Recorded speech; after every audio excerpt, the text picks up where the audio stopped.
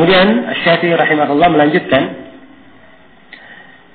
kata beliau, wa na'taqidu anna afdalan nasi ba'da Rasulillah sallallahu alaihi wasallam Abu Bakr as-Siddiq, thumma Umar al-Faruq, thumma Utsman dzun Nuraini, thumma Ali ar-Ridha ridwanullahi alaihim ajma'in. Kata beliau, dan kami meyakini sesungguhnya manusia yang paling afdal setelah Rasulullah sallallahu alaihi wasallam adalah Abu Bakar As-Siddiq. Ya, katakan As-Siddiq sebab beliau adalah orang yang paling jujur dan paling mempercayai Rasulullah sallallahu alaihi wasallam. Ya. Kemudian Umar Al-Faruq, disebut Umar Al-Faruq sebab beliau pembeda. Tsumma Utsman dzun Nurain, kemudian Utsman dzun Nurain. Sebab Utsman menikahi dua putri Rasulullah sallallahu alaihi wasallam. Yang meninggal yang pertama, kemudian Utsman menikahi yang kedua. Tsumma Ali ar-Ridha, kemudian Ali ar-Ridha. Nah, disebutkan ar-Ridha karena Nabi sallallahu alaihi wasallam bersabda kepadanya, "Ama tarda an takuna minni bimanzilati Harun min Musa illa annahu la nabiyya ba'di?" Tidakkah engkau ridha kedudukanmu dari sisi saya seperti kedudukan Harun dari Musa, akan tetapi tidak ada nabi setelahku. Ya, ini keutamaan-keutamaan para sahabat. Ridwanullahi alaihim ajma'in. Semoga ridha Allah terlimpah untuk mereka semuanya. Ya. Jadi ini keyakinan yang ditekankan di sini oleh Imam Syafi'i tentang manusia yang terbaik setelah Rasulullah SAW dari umat ini. Ya. Ini adalah hal yang disepakati oleh ahli sunnah. Tidak seorang pun dari ulama ahli sunnah menyelisih hal ini. Terkhusus di dalam masalah khilafah, bahwa Abu Bakar yang paling berhak yang pertama, kemudian Umar, kemudian Utsman, kemudian Ali. Sebab demikianlah tertib pemilihan yang dipilih oleh para sahabat dan mereka sepakati. Ya. Siapa yang menyelisih para sahabat, maka mereka dianggap tersesat, keluar dari jalan yang lurus. Itu dari sisi khilafah. Dari sisi keutamaan, sepakat seluruh umat Islam bahwa yang paling utama adalah Abu Bakar, kemudian Umar. Ya, ini urutan pertama dalam sisi keutamaan. Ya. Yang ketiga dan keempat, kebanyakan ulama ahli sunnah dahulu itu mengatakan Utsman kemudian Ali, karena Utsman didahulukan dalam khilafah. Itu menunjukkan beliau lebih utama daripada Ali. Dan ada sebagian ulama ahli sunnah dahulu pernah mengatakan Ali lebih utama dari sisi keutamaan, kemudian Utsman dahulu. Tapi belakangan semuanya sepakat dalam masalah keutamaan pun Utsman lebih afdal daripada siapa? Ali radhiyallahu anhum jami'an. Semoga Allah meridai seluruh para sahabat. Iya. Jadi inilah ketentuan yang berkaitan dengan para sahabat Rasulullah SAW. Ya, beliau terangkan di sini di masalah yang kedua. Ya, kenapa? Sebab ini permasalahan ini manusia atau di masa dahulu ini termasuk pembahasan akidah yang pertama diselisihi oleh ahlul bidah. Ya, dan ini masih terjadi di masa para sahabat. Ada ahlul bidah yang melakukan kudeta terhadap Utsman ibn Affan. Ada yang membunuh Ali bin Abi Thalib. Ada yang mencerca para sahabat. Dan ini kesesatan yang terjadi. Karena itu para ulama membahas sikap terhadap para sahabat. Bahwa para sahabat Rasulullah SAW semuanya dimuliakan, punya kedudukan, dan seorang muslim harus bersih lisan dan hatinya terhadap para sahabat. Apa artinya bersih lisan dan hatinya? Lisannya kalau menyebut sahabat hanya disebut dengan kebaikan. Radhiyallahu anhu, dia doakan pengampunan untuknya. Ya, siapapun dari sahabat itu. Yang penting dia sahabat. Kemudian lisannya tidak pernah mencela sahabat. Tidak pernah menjelekkan. Tidak pernah mengungkit-ungkit kejadian atau fitnah yang terjadi di kalangan mereka. Ya. Ini makna lisannya bersih dari sahabat. Ya. Karena itu Umar bin Abdul Aziz ketika ditanya tentang pertikaian yang terjadi pada sebagian sahabat, kata beliau itu adalah darah-darah yang tertumpah. Dan Allah selamatkan kita, tangan-tangan kita tidak ikut terlibat di dalamnya. Maka jangan sampai kita mengotori lisan kita untuk ikut di dalamnya. Ya. Jadi maksud beliau, sepanjang kita tidak pernah menyaksikannya, maka itu adalah kejadian di kalangan mereka. Ya. Hal yang terjadi dalam mereka, kita wajib menjaga lisan terhadap apa yang terjadi di tengah mereka. Sebab para sahabat, ya, ketika terjadi peperangan antara Ali radhiyallahu taala anhu dengan Aisyah dan sejumlah sahabat yang bersamanya di perang Jamal, ya, dan antara Ali dan Muawiyah di perang Siffin, dan ada sebagian kejadian lainnya. Ya, hal tersebut terjadi, semua dari sahabat itu memiliki ijtihad, sisi-sisi pendalilan, ya, yang mereka yakini. Kalau mereka benar dalam ijtihadnya dapat 2 pahala, kalau mereka salah dapat 1 pahala. Ya kan? Karena itu kita tidak perlu sibuk masuk mengurusi apa yang terjadi di tengah mereka. Ya. Dan ini termasuk hal yang penting diingat, khususnya di masa ini. Bagi orang-orang yang suka baca sejarah. Ya, banyak buku-buku sejarah itu harusnya halaman-halaman dalam buku-buku sejarah yang terkait dengan masalah sahabat itu harusnya sudah dihapus semuanya. Tidak boleh diangkat lagi. Sebab itu akan memberikan kesan yang jelek terhadap sahabat bagi siapa yang membacanya. Jelas ya? Karena itu siapa yang mengangkat-ngangkat pertikaian yang terjadi di kalangan para sahabat, ini bukan dari jalannya ahli sunnah. Apalagi kalau disampaikan, apalagi kalau dia mencela para sahabat. Ya, mencela para sahabat. Dan na'udzubillah, sebagian orang di masa ini ya, sering melemparkan tuduhan kepada sahabat. Oh, si fulan ya, korupsi, si fulan KKN, ya, nepotisme. Ini dasarnya karena ada sahabat fulan yang dulu pernah menjadi penguasa, kemudian dia dekatkan keluarganya. Ya, jelas ya? Ini bahasa-bahasa seperti ini cercaan untuk para sahabat. Ya, cercaan untuk para sahabat. Ya. Dan aneh sebagian orang, ya, mempekerjakan keluarga itu bukan hal yang dilarang dalam syariat.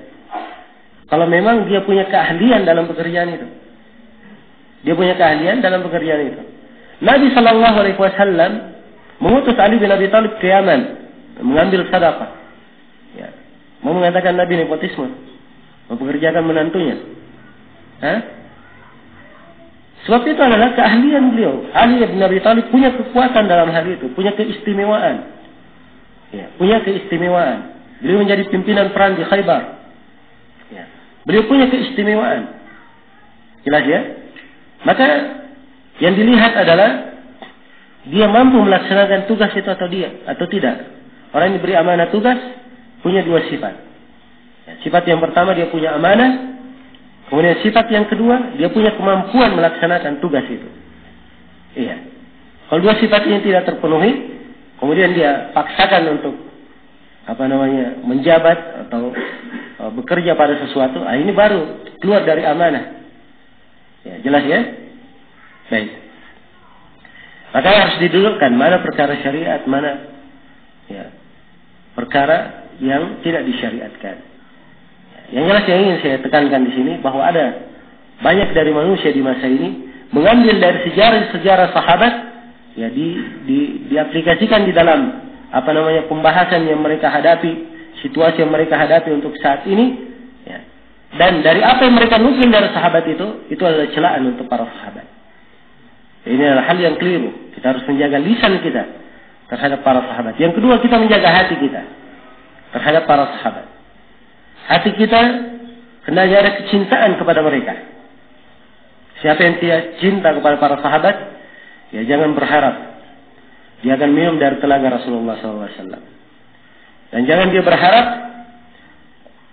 akan mendapatkan keutamaan yang mereka dapatkan. Iya. Sebab Rasulullah SAW bersabda, "Al-mar'u ma'aman ahabba." Seseorang itu bersama siapa yang dia cintai. Pada hari kiamat, seseorang akan dibangkitkan bersama siapa yang dia cintai. Kalau dia cinta kepada para sahabat, maka dia akan dibangkitkan bersama Nabi dan para sahabatnya. Tapi kapan tidak ada kecintaan di dalam hatinya terhadap para sahabat, jangan dia berharap akan dikumpulkan bersama Nabi dan para sahabatnya. Iya. Karena itulah ketika Nabi bersabda, "Al-mar'u ma'aman ahabba," seseorang bersama yang dia cintai, kata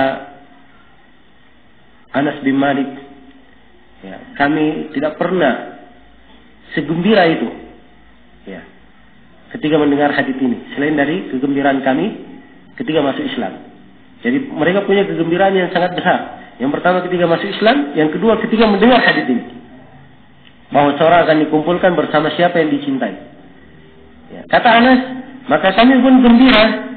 Ya, kami cinta kepada Abu Bakar, kami cinta kepada Umar, dan kami berharap dibangkitkan bersama mereka, walaupun kami tidak beramal seperti amalan mereka. Ya. Jelas ya? Ini baru seorang yang beriman, kayak Anas, gembira. Ya. Tapi sebagian orang tidak bergembira kalau disebut sahabat. Ya, justru ya, menjelekkan sahabat, ya, menceritakan aib yang sebenarnya bukan aib sebenarnya. Bukan aib. Ya. Kalau ada kesalahan yang jelas terjadi di tengah mereka, maka kesalahan itu sudah terkubur, ya, sudah terhapus, tenggelam sudah di tengah lautan kebaikan mereka. Ya. Sudah tenggelam di tengah lautan kebaikan mereka. Maka tidak perlu dibahas. Karena itu Imam Syafi'i di sini menekankan dari, ya, dasar keyakinan, hendaknya diyakini. Kemudian sahabat itu bertingkat-tingkat. Yang paling afdalnya 4 khulafa ar-rasyidin yang disebut oleh Imam Syafi'i di sini. Nah, ada 10 orang yang diberi kabar gembira masuk surga. Kemudian ada orang-orang yang hadir di perang Badar. Ya. Kemudian ada yang hadir di Bai'atul Ridwan. Semuanya memiliki keutamaan-keutamaan.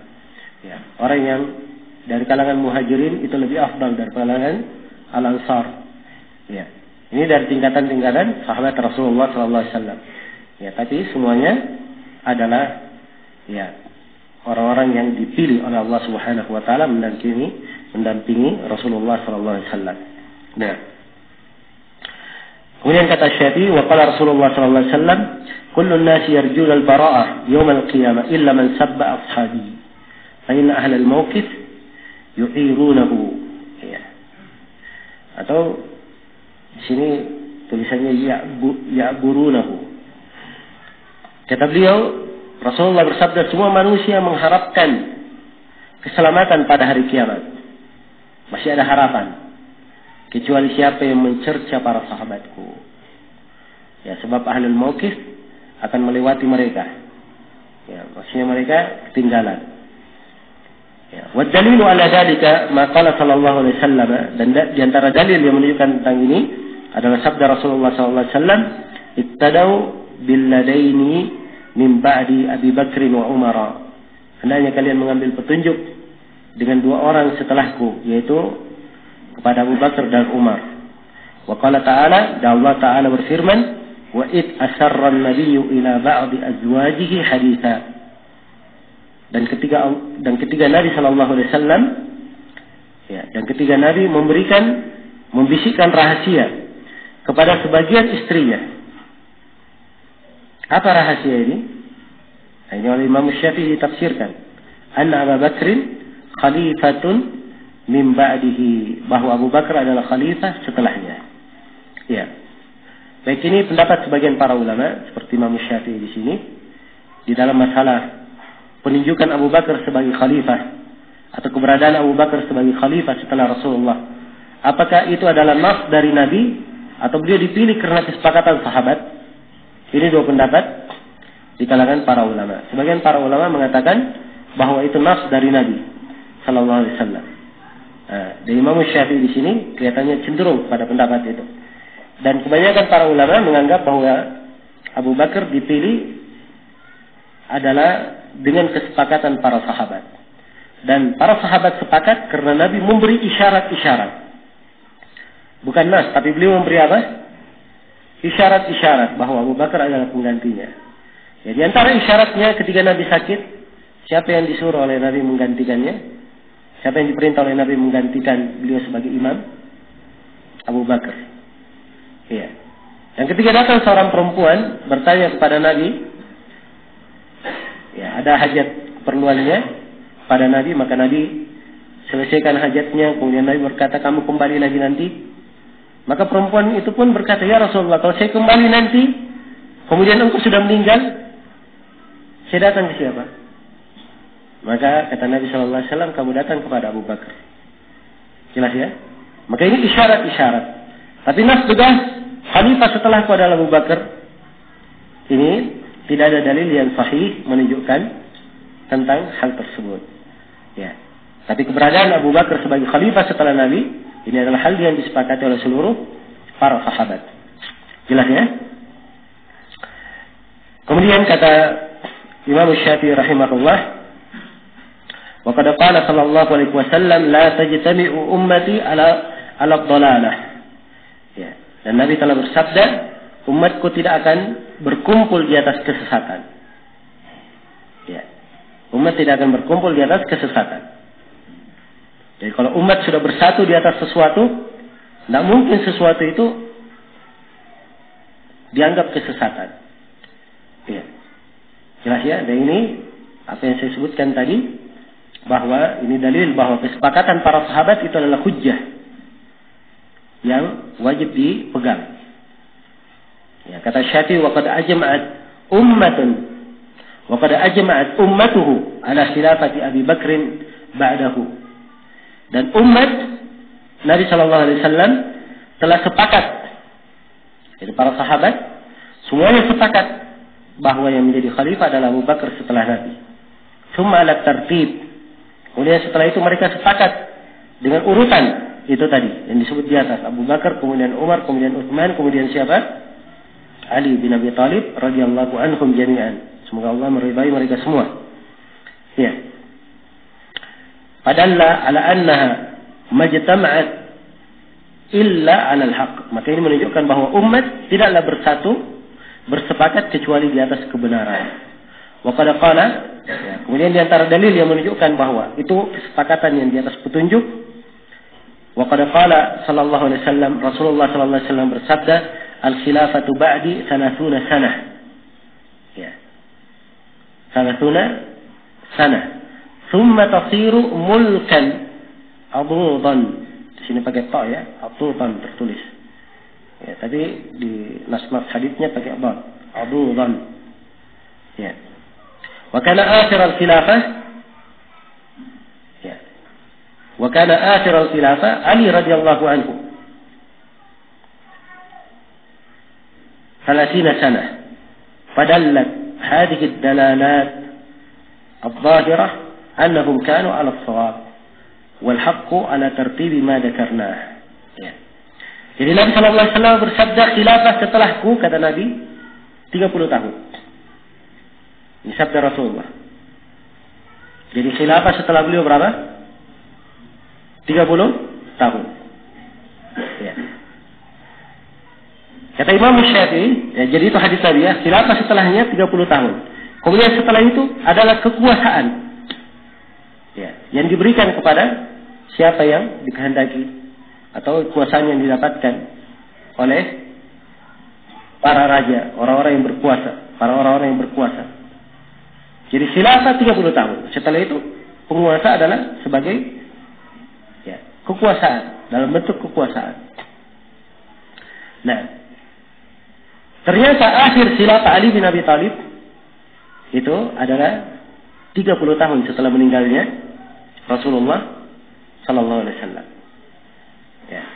Berarti ini menunjukkan bahwa kesepakatan para sahabat memilih 4 orang sahabat ini sebagai khalifah ini tidak keluar dari apa? Tuntunan Nabi sallallahu alaihi wasallam. Ya.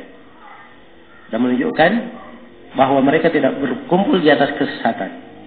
Kata Imam Syafi'i, maka dalil-dalil yang sangat jelas ini menunjukkan bahwa para sahabat semuanya di atas kebenaran. Dan kebenaran itu dengan urutan khilafah yang kami telah sebutkan. Dengan urutan khilafah yang telah kami sebutkan. Baik, selesai pembahasan berkaitan dengan para sahabat.